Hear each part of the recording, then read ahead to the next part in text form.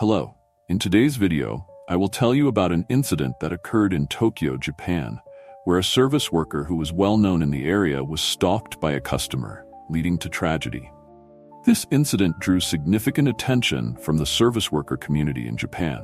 This is the incident of the ear cleaning service worker at Akihabara. The incident took place in the Akihabara district of Chiyoda, Tokyo. The name Akihabara originates from the Akiba shrine, which has now been relocated to a different location. Akihabara is famous for its stores selling toys and anime-related souvenirs, known as the most famous electronics district in Japan, with many stores selling household appliances, computer parts, gaming consoles, etc. There are also many maid cafes opened here. One of the popular services in Japan is ear cleaning service. In the Akihabara area, there are many Japanese-style ear cleaning shops. The ear cleaning staff in these shops are usually young, beautiful girls. They welcome customers wearing yukata, traditional Japanese clothing. After entering the shop, customers are led to a small room with tatami mats. The staff in yukata kneels down, and the customer lies on the tatami mat with their head resting on the girl's lap. The girl prepares a set of ear cleaning tools and provides the ear cleaning service. Besides basic ear cleaning services, some shops offer additional services like neck massage, hand and foot massage, etc. During the process, customers can chat with the ear cleaning specialists to relieve stress. The main character of the story is named Miho. She was born in July 1988. After graduating high school, she worked as a sales clerk at a tire shop, but due to back pain, she decided to quit. She then went to work at an ear cleaning shop in Akihabara in January 2008. After some time working and training at the shop, she developed her own customer base. She was skilled and had a strong learning attitude. For different customers, Miho would adjust the intensity of her gestures accordingly. Not only that, but she also listened to customers and chatted with them during service. Gradually, she received praise from many customers, and many of them became her regulars. Miho didn't use her real name in the shop, but used the stage name Marina. She wasn't exceptionally beautiful, but was very popular as an ear cleaner. She always wore light makeup with a cute style that many customers found endearing. It didn't take long for her to become the highest earner in the shop. A customer had made an appointment under the name Yoshikawa. Miho's home was in Chiba City, Chiba Prefecture in the Tokyo metropolitan area. The distance from Chiba City to Akihabara is about 40 kilometers. He took the train from his local station to Akihabara. It didn't take long for him to find the ear cleaning shop where he had made his appointment. The basic service at the ear cleaning shop was 30 minutes for 2,700 yen, approximately $18. 1 hour was 4,800 yen, approximately $32 USD, and requesting a specific staff member cost an additional 500 yen, about $3.50 US. Notably, this was a normal ear cleaning shop that didn't provide any special services. Customers were not allowed to touch the body of the ear cleaning staff during the service. Miho was assigned to serve Yoshikawa that day for a 1-hour session. From the first moment he saw Miho, Yoshikawa was deeply attracted by her sweet and cute appearance. The ear cleaning process also made him feel very comfortable. A few days later, he returned to the shop and paid the extra 500 yen to request Miho again. Yoshikawa was single and lived alone in an apartment. Apart from work, he could do whatever he wanted in his free time. After that, he would regularly visit the ear cleaning shop. Even though the round trip took over 2 hours, he didn't hesitate to do this to enjoy Miho's services. He always chose the 1-hour package, then gradually increased to 2 hours, 3 hours. He would visit the shop every Friday, Saturday, and Sunday, 3 times a week. Normally for regular people, ear cleaning is done at most once a week, as the human ear canal is very soft and sensitive to stimulation. After cleaning, redness and swelling are normal, but daily ear cleaning can lead to ear canal inflammation. Yoshikawa's continuous visits to the shop clearly indicated hidden motives.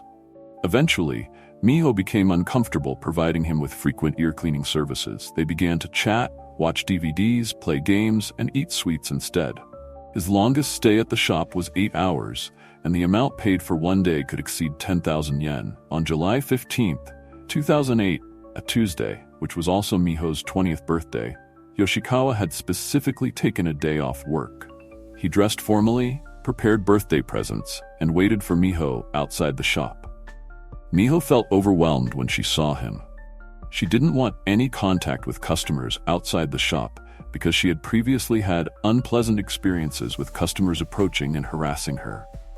She immediately reported this to the shop manager, hoping the manager could control him to some extent. When Yoshikawa heard about this outside, he appeared sad and left quietly. During this time, Miho also thought a lot. She was afraid of becoming a stalking victim. As a vulnerable girl, she was very scared of that. The next day, Yoshikawa made another appointment for ear cleaning, thinking about the good things ahead. During the ear cleaning, he brought up yesterday's incident. Miho told him she had experienced similar situations before and felt very bad about it. After hearing this, Yoshikawa made some subtle comments that made Miho trust him and overlook what had happened, and things became good again. Since meeting Miho, he had used the ear cleaning service a total of 154 times. From December 27, 2008 to January 4, 2009, he came to the ear cleaning shop for 9 consecutive days just to get closer to Miho. Her cute appearance and gentle, caring personality had captivated him. Sometimes at work, he would smile with satisfaction when thinking about her. His colleagues felt that something good must have happened to him. This was a feeling he had never had in his 41 years. After Miho and Yoshikawa had known each other for some time, they stopped using formal language when talking to each other and conversed like friends. This gave Yoshikawa a lot of hope. During one ear cleaning session, he asked Miho what she thought of his appearance, whether he was ugly, average, or handsome. To Miho, although Yoshikawa was a regular customer, he was just an ordinary customer. She was a service provider and didn't want to offend anyone. After thinking for a moment, she replied that he was slightly above average. The relationship had developed to a point where he was no longer satisfied with just meeting her at the ear cleaning shop. He again suggested dating outside the shop, but was refused with the explanation that shop rules didn't allow it. As a precaution, Miho had specifically shown him photos of her family members, emphasizing that she didn't live alone. The purpose was to avoid as much trouble as possible. When rejected, Yoshikawa was very angry. He specifically approached the shop manager about this issue, but the manager refused and reminded him to mind the rules. He completely ignored this. Later, they even had an argument about it. Regarding Yoshikawa's background, after graduating from a technical school specializing in electronics, he worked as a repair technician for an electrical equipment distribution company. He was introverted but serious. Unlike most male colleagues, he never went out partying or drinking. Even at company parties, he would just quietly sit on the side drinking tea. In fact, Yoshikawa didn't dislike drinking. He just couldn't drink for physical reasons. At age 26, he was diagnosed with a connective tissue disease. Symptoms included rashes, unexplained fever, joint pain and swelling, muscle pain, etc. After treatment, his condition was well controlled but still had a risk of relapse, so Yoshikawa had never intended to marry. He lived in a family of 4 from childhood. Besides his parents, he had a younger brother.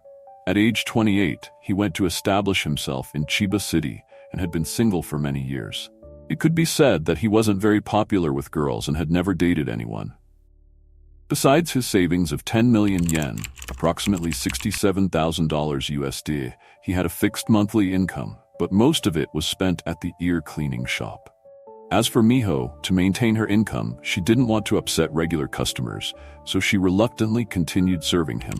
On April 5, 2009, after finishing the service, Yoshikawa invited Miho to dinner at a family restaurant that evening, but was refused as she had plans with friends. He insisted they do it tomorrow, with a forceful tone. Miho fearfully nodded to get past the moment.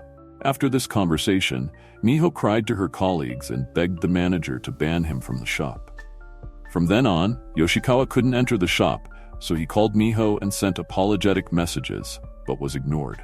By early May 2009, he waited for her outside the shop and secretly followed her home after her shift. Miho went straight home and was completely unaware she was being followed. This was how Yoshikawa found her house. A few days later, he stood near Miho's house waiting for her to return. When she saw him, she was very scared. At that time, Yoshikawa begged her not to ignore him but was refused. From then on, she had to ask colleagues to take her home to avoid harassment. On July 19th, he confronted her on her way home. When he saw Miho, he ran up, grabbed her hand, and said he couldn't sleep all day because he missed her and asked if he could continue coming to the shop. After hearing this, Miho felt disgusted and scared, begging him to leave her alone before running to a nearby convenience store and calling the police. The police came to investigate but couldn't find him. After that day, he couldn't meet or contact Miho, which made him angry and led to malicious intentions. On the morning of August 3rd, 2009, Yoshikawa woke up early, took a hammer, a fruit knife, and a kitchen knife, and put them in his bag. At 8:52, he left his room and went to Miho's house. That day, her house happened to be unlocked outside, so he could enter easily. At that time, Miho's 78-year-old grandmother saw the intruder, startled, and screamed. Seeing this situation, he immediately took out the hammer from his bag and attacked the elderly woman. After killing the grandmother, he went upstairs to Miho's room. At that time, Miho was still sleeping but had been awakened by the screaming. While she was confused and didn't know what had happened, he rushed at her with 12 stabs. Miho's mother and younger brother were also at home at the time. After discovering the incident, they quickly ran out of the house and called the police. Yoshikawa didn't run away. He sat on the ground with blank eyes, silently looking at everything in front of him. He couldn't believe things had developed to this point. Then he got up, went to the bathroom, attempted self-harm, removed his clothes, and walked out of the house. The police were waiting outside, and he was arrested immediately at the door. The 78-year-old grandmother died on the spot, while Miho was taken to the hospital by ambulance. After being rescued, the doctors temporarily saved her life. However, Miho unfortunately passed away 1 month later. In October 2010, the case was brought to trial at the Tokyo court. Yoshikawa was charged with intentional murder. The prosecutor requested the death penalty for him.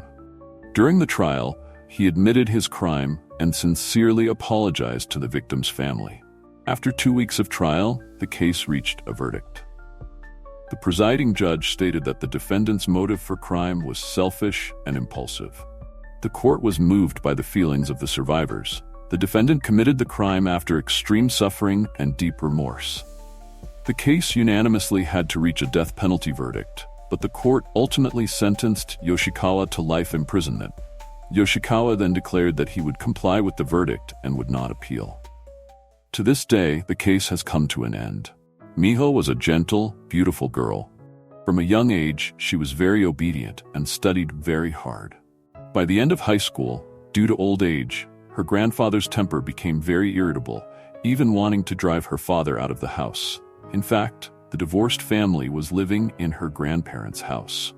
After hearing these things, Miho decided not to continue studying, but would go to work after graduating high school. She hoped to save money to help her parents buy their own house. Miho's father was very sad after the incident. He shared, "Tuesday, one day after the incident, I had a day off. I promised I could risk my life to protect my daughter. I'm sorry I couldn't do that." During her teenage years, we didn't talk much. On her birthday, she gave me a bottle of wine. I was very happy with that gift, but on August 3rd, my life was destroyed. Seeing my daughter's swollen face in the hospital, with many tubes attached to her body, when I saw those wounds, I couldn't hold back. It must have hurt so much. After the incident, my wife was shocked and mentally unstable. Fear always haunts the whole family, disrupting our lives. I think I have to be strong, but tears keep falling. I can never forgive him, but I can't do anything. I wanted the death penalty. Yoshikawa initially had a good job. He had the right to pursue love, but he himself made his path increasingly narrow by using an extremely wrong way to solve his emotional problems and finally led to tragedy. He will also have to pay dearly for what he has caused. The video ends here, and I'll see you in the next cases. Goodbye.